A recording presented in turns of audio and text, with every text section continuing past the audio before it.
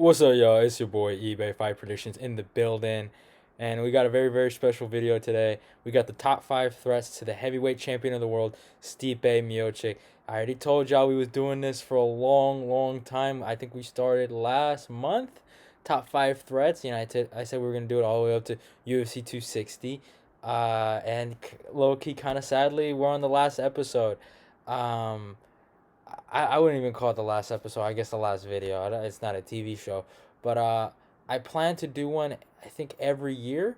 The thing is, it's really dependent on the division and the champion. When I make these top 5 threats video, but I'll try to make one every year. But this one's the last one. For I guess the rest of the year, which is kind of crazy.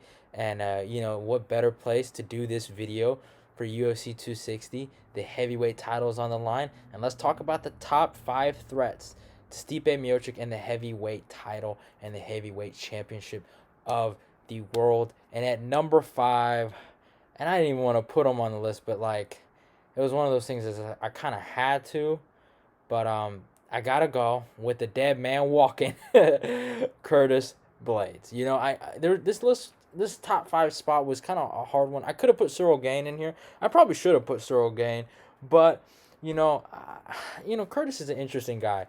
He's a young gun, and I saw his interview, and there were some moments in that interview that irritated me or reminded me why I hated that guy. And if you guys don't know, I'm not here to brag, but I told the world that Derrick Lewis was gonna rape that man's face, and he instead of raping it, he destroyed it. I thought Derrick was gonna beat him via ground and pound. I thought Curtis was gonna go for a lazy shot. Derrick was gonna end up on top and just land horrific ground and pound. Now Derrick did land some horrific shots near the end, but oh my God, though Derrick shocked me, man. He just went out there and just took that man's soul, and it is what it is. And Curtis saying that he beats Derrick 9 out of 10 times.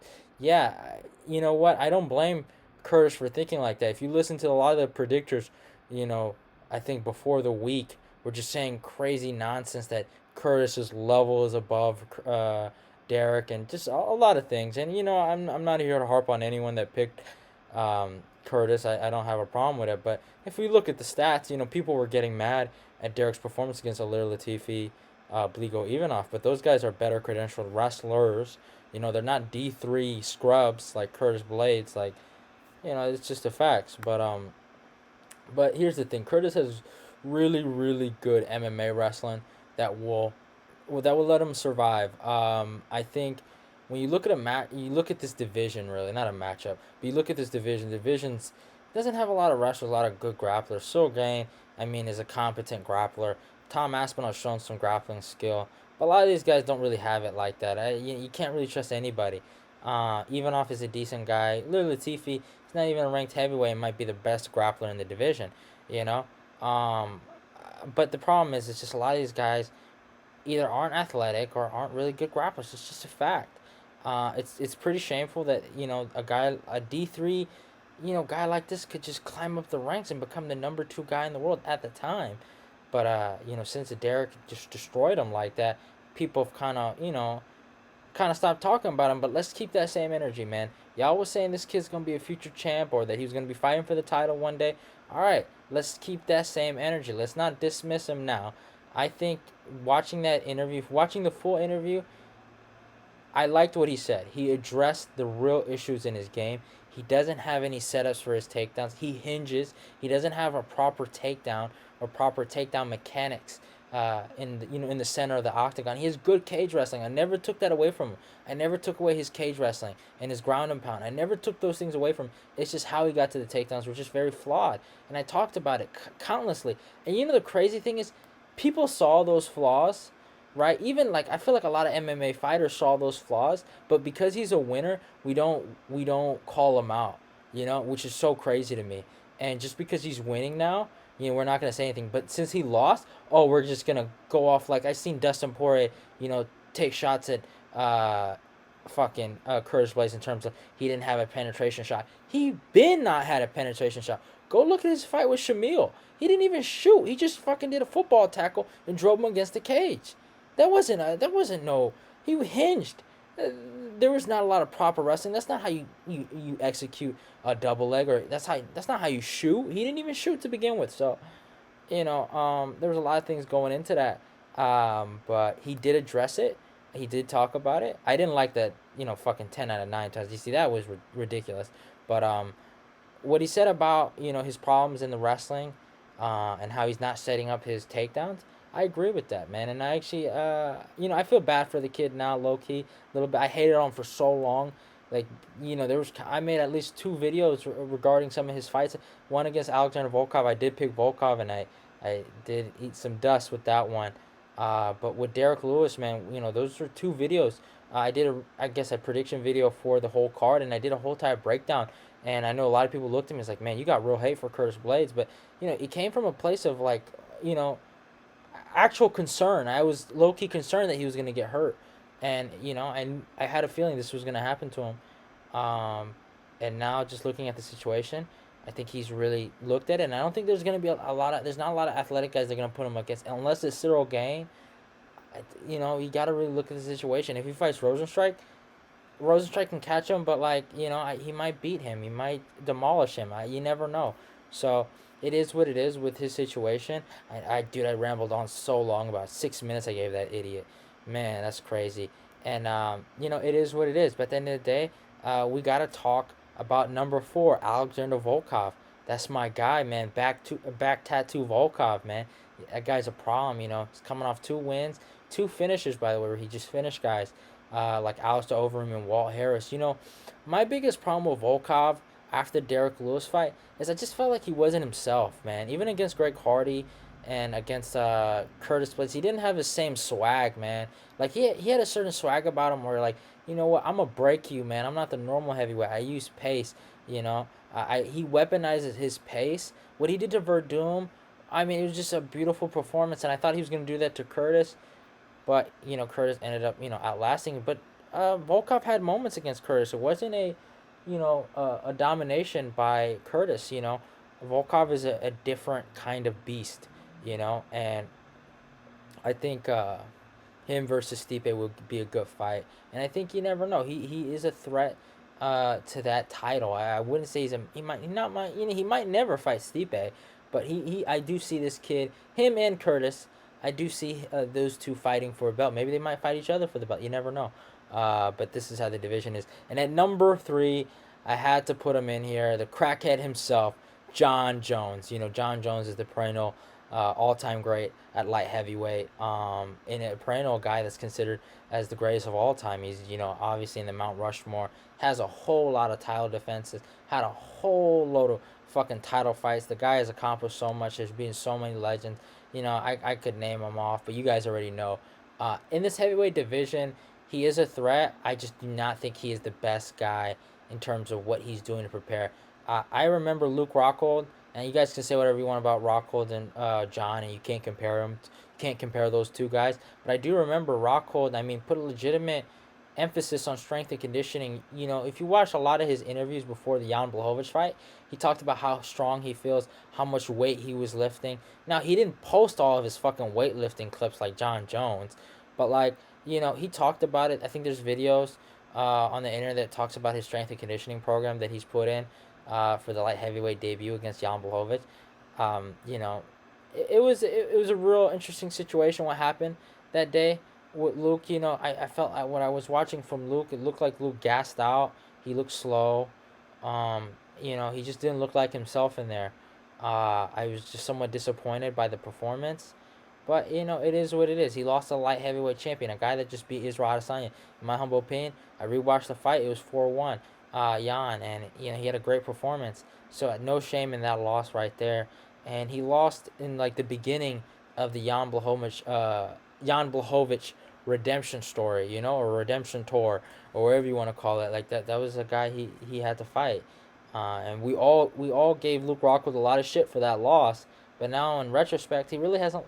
Yoel Romero, it is what it is. In my humble opinion, I thought Yoel beat Izzy, and I thought he beat Costa, but the Costa fight was really close. I can see where some people say Costa won. Yeah, I don't think he's lost to anyone trash. Like, he hasn't lost to anybody that bad, and there's no shame in the loss that Luke had to the champion. Um, and it is what it is. And same thing with Jon. It's just I know I kind of went on a tangent about even Rockhold, but the thing with Jon is that the guy's he's a good fighter, nothing against him, but I just don't think it's gonna translate the like he thinks it does. And some of the things he does at light heavyweight that he was able to get away with, and I know some people are gonna get mad at this aspect. He was a lot bigger and a lot taller than a lot of guys, so they were really intimidated by his reach. His reach was like fucking goddamn poles, like big ass poles, man, and like no one could really do anything. No one could really effectively go through that reach. And against Dominic Reyes, not my favorite guy. Y'all already know on this channel how much I dislike that idiot, but he had a lot of success. He did a phenomenal job. Some people thought he won. I thought he won the fight too. So it's just one of those things. Like Jon did a lot of good things to a lot of legends of the light heavyweight division, but you know he's not going to be the biggest guy in the room anymore like he was when he was fighting at light heavyweight. These guys are bigger, and they might not have his reach, but the reach advantage is going to get smaller, and they might hit him a lot more than he's going to hit them, or they might hit him just a little more than them light heavyweights did, and they might crack him, and they might knock him out. So I don't have him that high in my top five. I know that might disappoint some people, but it is what it is. And at number two, Popeyes himself, Derrick Lewis, man. I got to put him in here. After that, phenomenal knockout over Curtis Blades. How can you not put him in here, man? I believe this guy can knock out anyone. It's insane that he wasn't able to knock out Ivanov and Alir Latifi, but he fights a guy like Stipe Miocic, a guy in Stipe that he's taken so much damage. If we're being honest, he's taken a lot of damage. He could knock him out. That's simply why I have him on this list. He has a win over Francis Ngannou. You have to respect it, even though it was a really bad fight, and there's in my humble opinion it should have been a draw, but it is what it is. He got the W. He was more active. I kind of understand why they gave it to him, because he tried a little more than what's it called, Ngannou. So I give it to him. But Derek, he's done me so well. I picked him a lot, and he's just always risen to the occasion. He's never failed me, and a lot of people were counting him out in his Curtis Blades fight. And not only did he beat a guy that everyone was riding and saying this guy's the next guy, this guy's gonna be the champ, underrated, best wrestler in the division. It's insane when I heard predictors call this, and I know I'm going off on Curtis again, call him the best wrestler in the division besides Khabib. You guys got you got fucking Gregor Gillespie, who has way better wrestling credentials than that schmuck could ever think about having. Like calling a D3 guy the best, even guys like Kumar Usman, a Division II national champion. Come on, put some respect on his name, man. Like even I'm not the biggest fan of Usman, but you have to put some respect. But it's just insane what was going on. But it is what it is. But Derek took care of that fucking, all that talk went away after Derek took his soul. So it's no biggie. But as much as I talked about Derek, I gotta talk about the number one guy. Y'all know who it is, the savior of the heavyweight division. And I don't say the division is trash, but the next superstar, Francis the Predator Ngannou, man. This guy is a knockout artist. He has the appeal to be a really, really big superstar if he gets his throne that should have been his 4 years ago, in my humble opinion. This is, this fight with Stipe, he got to take care of business. That's all it really comes down to. I think a lot of people are fucking... Well, actually, I can't really say a lot of people are not giving Ngannou a chance, because some people are legitimately disrespecting Stipe. The betting lines, I was really shocked. I was like, wow, that one shocked me. I'm not gonna lie, but some of the guys that are picking Stipe are acting like Ngannou hasn't improved. We don't know if he hasn't or not improved. There's not a lot of evidence, but there's no evidence saying he hasn't, though. That's also what you got to think about. He's had 4 years since that rematch, to reflect and look at himself in the mirror. And everything I've heard somebody just talking about, proving something to his culture, his people in Cameroon, his kids, the kids of his neighborhood, to show him that he wasn't that bad after all, One of the quotes in his Brett Okamoto interview was just so motivating. He's a real legitimate guy. He has a legitimate chance, and I think what I've seen in the countdowns, what I've seen in the training videos, and what I've seen in his training camp, and the things they've showed in the public, I think, and the people he is working with, Roman Dolidze, Alir Latifi, a lot of good guys, a lot of good grapplers he is working with, and he's probably working with even better grapplers out there. I think he can go out there and defeat Stipe Miocic, and get his title, get his throne on the mountain, and become the king of this division. I really do believe that. I think he's gonna catch Stipe. I think Stipe is gonna move his head where it shouldn't be. He's gonna slip where it shouldn't be. He's gonna roll where it shouldn't be, and he's gonna go for a takedown and put his head where it shouldn't be. And all those places are gonna be to Francis Ngannou's fists, And I think he knocks him out, ground and pound. I'm saying third round. I think Francis will. The takedowns Stipe got were very, very sloppy. Let's be honest, man. It was very, very sloppy. Francis, in my humble opinion, just didn't know how to fucking wrestle. That's what it looked like. And if Francis can just get one sprawl in, and imagine the ground and pound that he can fucking create, and the power that he can get on top, I think Stipe is in a real. This is a harder fight. This is a guy. I love DC, but he is fighting a really, really strong guy right here. Like DC, in my humble opinion, isn't as strong. Now he's a stronger wrestler, I would say, but he's not as strong as Francis, and it's just a different kind of wrestling DC uses. Francis is gonna use his wrestling defensively, and when he gets on top, it's gonna be hell, man. Like I don't know how Stipe looked all right when he got picked up and put on his ass against DC. He didn't look bad off his back, but I don't know how he's going to be off his back when Francis is on top of him. DC, he's a big guy. I'm not saying he's a small guy, but Francis is just a longer guy. So he's going to take up more space than DC could have, But that's just my humble opinion. Hope you guys enjoy this. This is kind of sad, man. I got a bit of a sad tone in my voice because this is the last one we're going to do this year, But I hope you guys enjoy it. I can't wait for UFC 260. Y'all get y'all popcorn ready. Get it ready because it's going to be a short fucking main event. I promise you that. It ain't going to go too long because someone going to get knocked the fuck out. I promise you. And it's a man from Cleveland. I ain't going to say who, but it's a man from Cleveland, and he's a firefighter, but it is what it is. Hope you guys enjoyed the video. It's my top 5 threats to Francis. Not Francis. My top 5 threats to Stipe Miocic. I love y'all, and goodbye.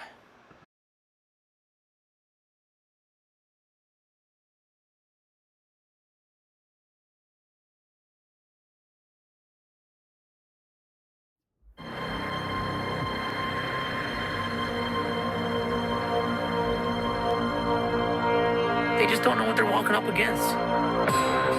Stipe Miocic is the man right now at present. He is the tried, true, and proven. On March 27th, Good. the greatest heavyweight champion of all time Hands up by your face. faces Francis Ngannou once again. He is the hunted, but everybody's talking about the hunter, the predator, Francis Ngannou. The motivation remains high, even in the face of a challenge that is seemingly unchanged. The difference is he looks like a human, whereas Francis Ngannou looks like a superhero who has just lit this division on fire. That's it!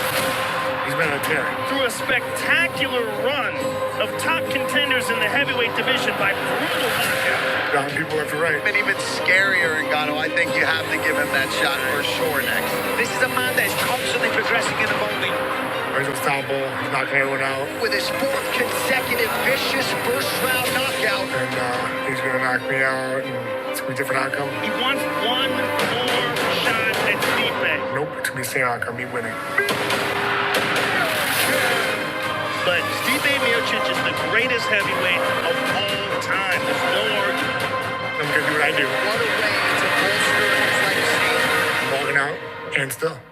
The heavyweight.